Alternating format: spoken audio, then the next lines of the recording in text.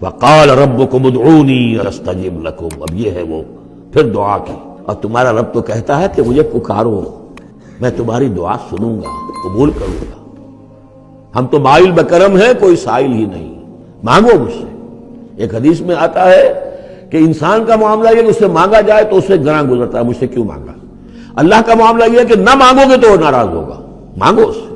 وہ تو اب یہ وقت وہی ہے جس کے بارے میں کہا گیا حدیث میں کہ اللہ تعالیٰ سمائے دنیا تک نازل ہوتے ہیں رات کے پچھلے پہر، اور پھر ایک ندا ہوتی ہے حل من مستغفر فاغفر اللہ، ہے کوئی استغفار کرنے والا کہ میں اسے بخش دوں، حل من سائل فاعطیہ، ہے کوئی مانگنے والا کہ میں اسے عطا کروں۔